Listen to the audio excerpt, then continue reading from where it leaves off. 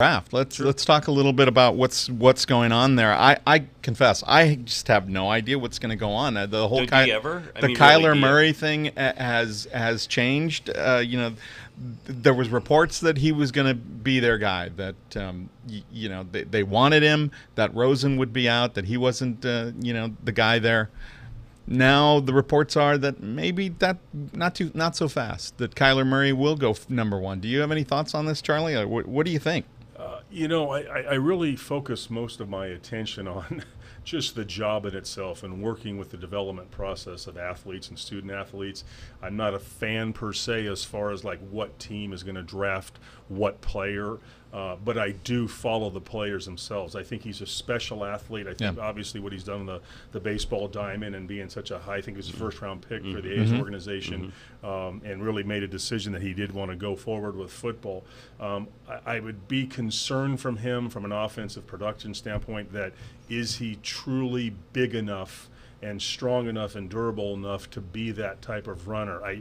Is he a Michael Vick, if you're going back a few years, for somebody who was extremely elusive but also threw the ball on a dime and was an accurate decision maker? I'd like to see that develop. I think Josh Rosen is phenomenal. I was really excited that they picked him, and he dropped, I think, what number 10 pick it was a couple years ago, last year. So I really think the future would be good in his hands. It would be a real challenge if they'd have to move him, obviously. So who knows what they do with that? Yeah, it feels, John, like what happens if they break camp with Kyler Murray and Josh Rosen? If they can't move Josh Rosen, I mean, if that's really what they want to do, you take a quarterback with your number one pick and the first overall. I mean, that's a franchise guy, right? Well, yeah, but I mean, the scary thing about it is, I think you really got to think about what you can get for who you have right now, and if you can't get anything for Rosen, I think you need to look at what's the second best player for you in this draft, and is that a defensive? Is that Nick Bosa, or is that the kid from Alabama? I don't know, but you got a situation where if Arizona doesn't pick him, where does he drop to? I mean, because there's a lot of teams underneath this that really don't need a quarterback, right? San Francisco doesn't need a quarterback. The Jets don't need a quarterback. I mean, do the Giants? Does the he Raiders? Fit? Does it? But that's where the Raiders. But the Raiders have spent a lot of money on offense, right? Right. So you think, and then their you were whole not going to structure is hand it gonna be over towards to defense in this draft, and being a Charger fan, right? It kind of hurts because everything I see what the Chargers need, so do the Raiders. And they're picking a lot before three picks before the Chargers, right? Yeah. So obviously, I think you guys have analyzed it. It's very defensive passer friendly. It's it's a very defensive type of draft. I know there's going to be some half a dozen offensive linemen that could go on the first day, but I think the crazy thing is we seriously could think if those guys convince that Rosen's their guy in Arizona, it could be quite interesting to see, does this guy drop all the way to Denver? I don't know, which is 10, I think, right? I think Denver's the 10th pick, but it's funny. There should be some type of a bet if you could pick the whole first day in the draft. Guy usually win $1 million because all it takes is a phone call, and and drop down, and it's great. It's like, I think you have a better chance of picking the NCAA first day, than you do in basketball, than you do trying to pick this, because phones are going to start ringing and guys are going to start getting moved all over the place because guys want to drop down. But I seriously think, I think he's a good fit for the new coach, right? Right. But if that's the case, how is Rosen not traded right now? He should have been gone. You got to remember right? that what we know from a fan's perspective, what the media knows, is a lot different than what's going on in the general manager's communication with the other teams. So that already could be. And the Raiders took all their scouts and said, somebody's leaking information here, get the hell out. And they put them all on a plane and said, see you later. So, I mean, it obviously it's a game, right? It's a game on how guys are going to pick. And I think I've never been in a draft room, but if you're sitting at a wall, you're like, what if they do this, we do this, and what if they do that, we do that. Like you got to have 3 or 4 guys that are ready to go that you're confident in that.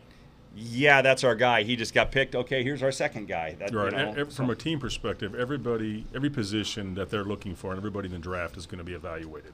Obviously, there's more impetus and importance placed on the positions that they're looking to replace, the draft selection numbers, the round numbers that they have, which say these guys might be available. But, yeah, there's thorough homework on everybody. And like you said, that draft analysis is trying to say what-if games. Right. What happens here? What happens there? If our first guy is taken, if our second guy is taken this position group, are we be comfortable to take the third pick? But it's emotion. And again, no relation to what Kitman Labs does as far as the performance analysis, but it is an emotional decision that, again, if teams could be as quantifiable and emotionless as possible, so the better. Look at what Bill Belichick has done with his drafts, with his free agency. Yeah. He has the ability to pick personalities, positions, skill sets that match what they're looking to do. In some cases, very limited, 3 or 4 things that a player can do for him, and at a salary level that they can command.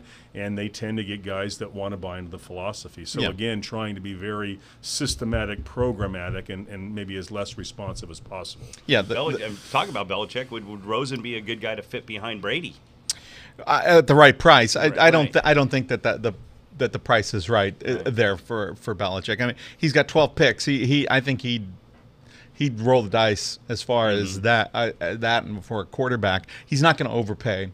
The Cardinals, if Cliff Kingsbury really wants Kyler Murray, right? Everybody's just going to sit back and say, take him, and then call me about Josh Rosen. Because I want him, but not, We're not at that. Let's see what you do. And what do you think he is worth? What is Josh Rosen for? A 1 and a 2, a 1 and a 1? Like, what is he worth? You're worth what somebody's willing to give. Right. And you either accept that or you just don't accept it, right? More or less, right? So, okay, so if you're the Arizona Cardinals and you say go ahead and pick, so your guys are comfortable with having 2 number 1 picks of quarterbacks in 2 years. Yeah, but there's a big and there's guaranteed money too. There's guaranteed money there. Offensive tackle. Right. Yeah, absolutely. That's true. Yeah. Right. They're better off, right, saying Kyler Murray, who wants Kyler Murray, who wants to move up for Kyler Murray, or who wants Nick Bosa, who wants to trade me for Nick Bosa, and then we take Jonah Williams because he's a can't miss, right? Or Andre Dillard from Washington State. Right. I love Jonah Williams. Yeah. Andre Dillard is quick as a cat, plays that left tackle very, very well in the real pass rushing heavy league. But Jonah Williams would be a hell of a pick as well. Cody Ford from Oklahoma is a tremendous offensive tackle, but maybe more of a road grinder as much as their offense has thrown the ball a lot more with Lincoln Riley going in there. But I think any of those 3 guys would be tremendous. Yeah, so I think that right now they're just playing games. I don't think they're going to take Kyler Murray. There was a time when I thought it was for sure Kingsbury loved him, wanted him, coveted him, had wet dreams about him. And I just don't think that that's the right thing. I think that financially it just doesn't make sense to have 2 first-round quarterbacks. Totally agree. On your and obviously they're not getting right. Exactly. Now, do you think at that stage of development? Do you think that they've already accepted something on the down low and said we'll launch this tomorrow at the draft? There was word that they had already come to an agreement with who they were going to pick. Okay. And to me, that doesn't strike me as Kyler Murray because I think they would have wanted to move Rosen. I'm guessing it's an offensive lineman. I don't think that Bosa is going to move the needle for them. Health-wise, still a question mark. But he's an assertive player, but do they need that kind of guy? No, they need somebody to keep their quarterback upright. And that quarterback, Josh Rosen, has tremendous upside. And for me, it's Kyler Murray. The question is, how far does he fall? And at what point does he go, screw this, I'll go make, he's first round, you get your guaranteed money. But if he slips a little bit, who's going to take him? Or does somebody think, well, that's not my prototype guy, right? Like, does Denver say, we want Kyler Murray? Or would they rather have Locke or Jones or somebody else, or Haskins or whatever from Ohio State? So there's a great possibility that we're looking at a Dillard or a Taylor to go as the offensive tackle first, right? Yeah. It really just all depends on what Cliff Kingsbury wants to do with his offense. I know that he's been very positive about what Josh Rosen's done during this whole entire kind of Well, one of the things I would say, look, if you just look at the questions of leadership, if you compare Rosen's leadership, very, very confident, to Oklahoma's previous quarterback at Cleveland, who is very, very confident in himself. Does Baker Mayfield. Yeah, does Kyler Murray strike you as that type of dominant, in-your-face, take-control leader? Maybe he did not have to, but Baker Mayfield certainly asserted himself on that institution, and he's done that with the Cleveland locker room as well. And that's what Josh Rosen did. If you remember, there was questions about making immature or maybe self-absorbed statements, not from behavior like flipping off the crowd and everything like Mayfield did, but still the question is he really committed to this? Does he really think beyond himself? And but I think he's proven that he does. Yeah. In the offseason, they say he's the first one in, he's the last one out. He's really proving. He's a smart kid too. He just sometimes he looks a little soft on the field. Yeah, but, it's the physique. You know, he's kind of got that Eli Manning, a little taller Eli Manning. But sure, if Brady's physique looks any better in year 15, year one, maybe a little bit, but he still makes great decisions. So, do you think Gruden then, who's a big Murray fan, takes him at 4? Again, you're paying a lot of money to Derek Carr. Right. Are you going to move Derek Carr? Or are you going to break in Kyler Murray? Again, it's about paying that guaranteed first-round money to a quarterback. I don't think so. I don't think that's where Gruden goes with that pick if Kyler Murray falls. Okay, so now an offensive tackle goes 1. I think so. Where do you think Murray goes? How far do you think he drops? God, it's a good question. Like somebody's going to take him. Somebody's LA loves quarterbacks, right? I mean, somebody's going to take him early, and it could be the Giants. I don't think so, but no, he doesn't fit their type. I don't think so either. Body, I totally agree. Throwing style, nor does he fit in Denver. But who's going to pick him? I don't have enough experience to answer that. Right. Yeah. I don't think Denver would though. Yeah, it's interesting. We're going to find out tomorrow.